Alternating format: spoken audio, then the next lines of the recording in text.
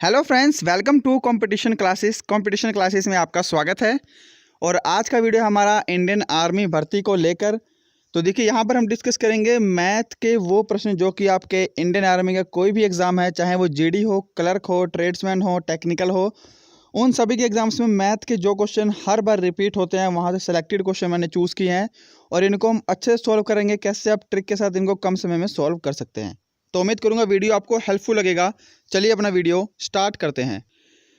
तो देखिएगा, पहला क्वेश्चन है हमारा, एक वस्तु को 450 रुपये में बेचने पर दुकानदार को 25% की हानि होती है। वह इसे किस मूल्य पर बेचे कि उसे 25% का लाभ हो। तो ये जो प्रॉफिट एंड लॉस का टाइप है, ये आपके एग्जाम्स में कई बार पूछा जा चुका है। तो कैसे इसको हम शॉर्ट मेथड से इसको सॉल्व करेंगे, देखते हैं। तो देखिएगा, मान लीजिए जो कोई वस्तु है उसका मूल्य कितना यहाँ पर दे रखा है हमको, 450 रुपये। अब उसको बोल रहा है कि उस पर 25% की हानि हो रही है। तो देखिए, हानि आपको पता है क्या होता है, 100 माइनस लॉस होता है। तो 100 में से अगर हम 25% माइनस करेंगे तो यहाँ पे कितना बचेगा, 75। तो ये 75% की वैल्यू हमको दे रखी है 450 रुपये। ओके, नेक्स्ट पूछ रहा है उसको किस मूल्य पर बेचेगा, जिसको हमने लिख दिया x, कि उसको 25% का लाभ हो। तो अब लाभ होता है 100 प्लस प्रॉफिट, ठीक है। तो 25% हो रहा है तो 100 ऐड कर देंगे तो ये कितना हो जाएगा, 125%। ये चीज़ यहाँ पे हमारी क्लियर हो गई। अब इसको हम क्रॉस मल्टीप्लाई कर देंगे और यहाँ से हमारा जो क्वेश्चन सोल्व हो जाएगा बस। तो यहाँ पर देखिएगा, इसको हम करते हैं 450 गुणा 125 और नीचे हमारा ये क्या बन जाएगा, 75 इंटू एक्स, ठीक है। तो देखिएगा, यहाँ पे 25 तिया 75 और 25 पंजे 125, 3 से काटेंगे तो ये हमारा आ जाएगा 150 और 150 गुणा 5 कितना होता है हमारा, 750। तो ये जो है हमारा इस क्वेश्चन का बिल्कुल करेक्ट होगा, ऑप्शन बी। तो इस टाइप के क्वेश्चन को आप ऐसे आसानी से सॉल्व कर सकते हैं। बढ़ते हैं नेक्स्ट क्वेश्चन की तरफ। नेक्स्ट है, किसी व्यक्ति की आय तथा व्यय क्रमशः 11:10 के अनुपात में है।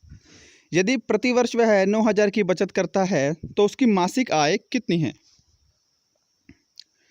तो अगेन देखिए, यहाँ पर मैंने लिख दिया इनकम, यहाँ पर मैं लिख रहा हूँ एक्सपेंडिचर यानी कि खर्च, और यहाँ पर मैं लिख रहा हूँ सेविंग। तो इनकम का रेशो कितना है, 11 है। खर्च का रेशो कितना है, 10 है। तो ये बोल रहा है कि जो बचत है उसकी प्रतिवर्ष कितनी है, 9,000 है।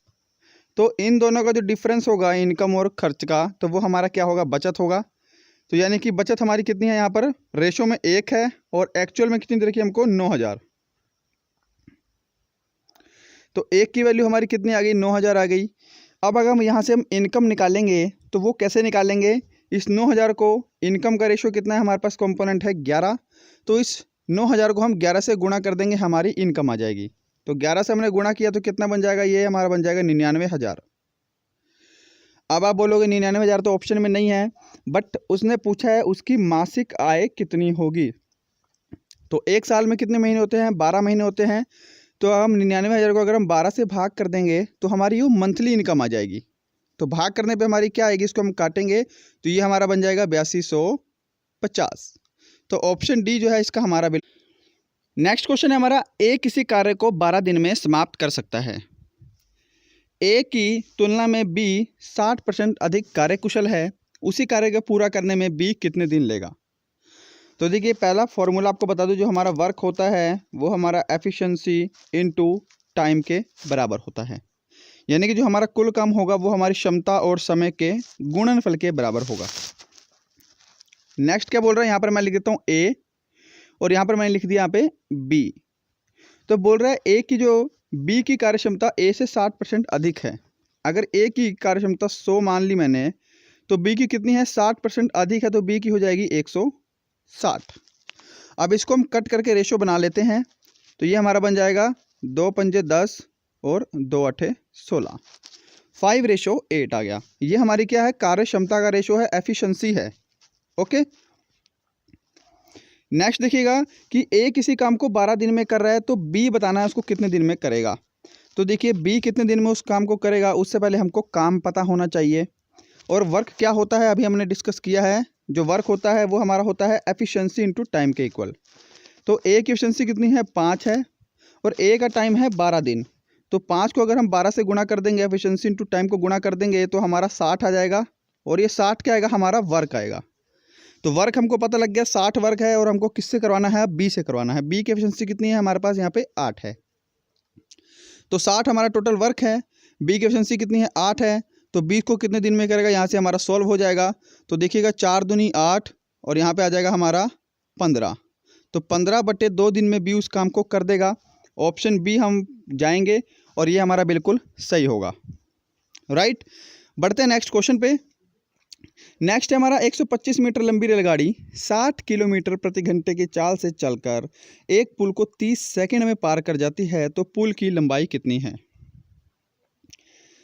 अब एक कॉन्सेप्ट आपको पता होना चाहिए कि रेलगाड़ी की लंबाई के साथ हमेशा पुल की लंबाई जुड़ती है। तो रेलगाड़ी की लंबाई कितनी है हमारी 125 मीटर है।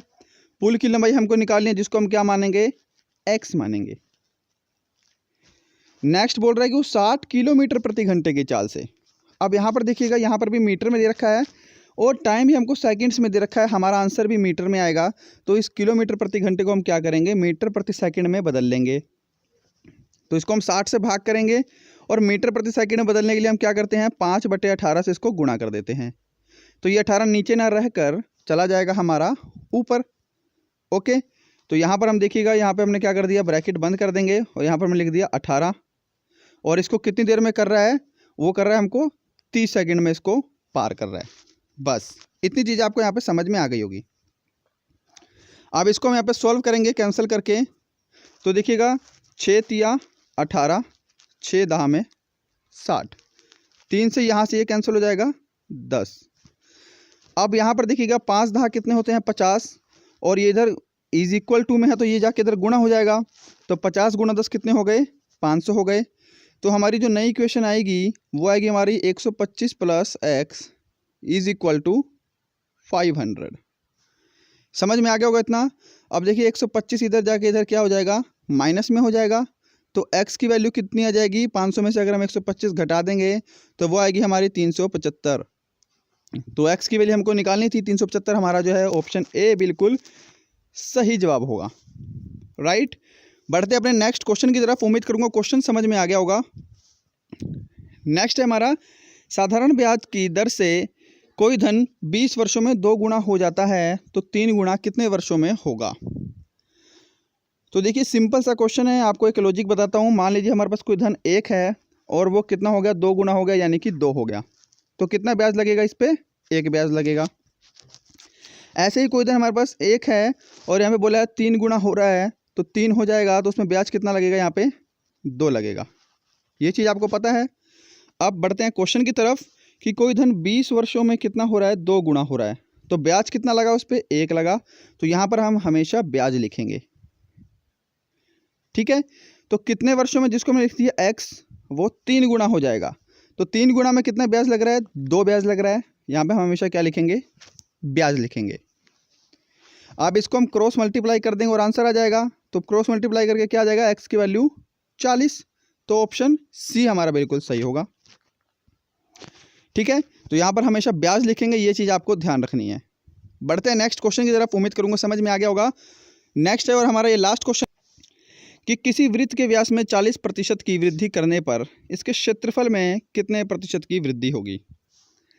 तो देखिए वृत्त के क्षेत्रफल का फॉर्मूला पहले आपको पता होना चाहिए, वो होता है हमारा क्या, πr²। अब मान लीजिए वृत्त का जो व्यास है वो कितना दे रखा है हमको, वृत्त के व्यास में 40% की वृद्धि हो रही है। तो समझिएगा, मान लीजिए वृत्त का व्यास हमारा कितना है, 10 है। तो इसकी रेडियस कितनी होगी, त्रिज्या कितनी होगी, वो होगी हमारी 5। ठीक है ना, वो होगा हमारा कितना, 5। तो देखिएगा अब इसका हम क्षेत्रफल निकालेंगे। अगर हम 5 लेके तो कितना क्षेत्रफल निकलेगा हमारा, π/5 यानी कि 25 पाई। ठीक है, नेक्स्ट जो स्टेटमेंट बोल रहा है कि वृत्त के व्यास में 40% की वृद्धि करने पर, तो यहां पर देखिएगा, इधर सॉल्व कर देता हूं मैं। यहाँ पे वृत्त का व्यास हमने कितना लिया था, पहले 10 माना था। इसमें 40% की वृद्धि होगी तो वृत्त का व्यास कितना हो जाएगा, नया वृद्धि होने के बाद वो हो जाएगा हमारा 14। अब वृत्त का व्यास 14 है तो वृत्त की त्रिज्या कितनी हो जाएगी, जो कि व्यास की आधी होती है, वो हो जाएगी हमारी 7। तो ये चीज़ समझ में आ गई। तो अब नया क्षेत्रफल हम निकालेंगे। नया क्षेत्रफल हमारा क्या आएगा, पाई 7 का स्क्वायर। तो क्षेत्रफल कितना है हमारा 49 पाई। ये चीज़ समझ में आ गई। अब पूछ रहा है कितने प्रतिशत की वृद्धि हुई है। तो यहाँ पर कितनी की वृद्धि हुई है, यहाँ पर हुई है वृद्धि 24 की। प्रतिशत निकालने के लिए हम इसको क्या करेंगे, 25 से हुई है 24 की वृद्धि, तो यहाँ पर बटे में 25 आएगा और प्रतिशत के लिए हम गुणा में 100 कर देंगे। समझ में आ रहा होगा। तो 25 एकम 25, 25 चौके 100, 24 को हम 4 से गुणा करेंगे तो क्या आएगा हमारा यहाँ पे राइट आंसर, वो आएगा हमारा 96%। तो ऑप्शन सी पे हम जाएंगे, जो हमारा बिल्कुल यहाँ पे करेक्ट आंसर होगा। तो गाइज ये थे आपके कुछ आर्मी के पूछे गए क्वेश्चंस। तो उम्मीद करूँगा क्वेश्चन आपको अच्छे लगे होंगे, ट्रिक भी आपको पसंद आई होगी।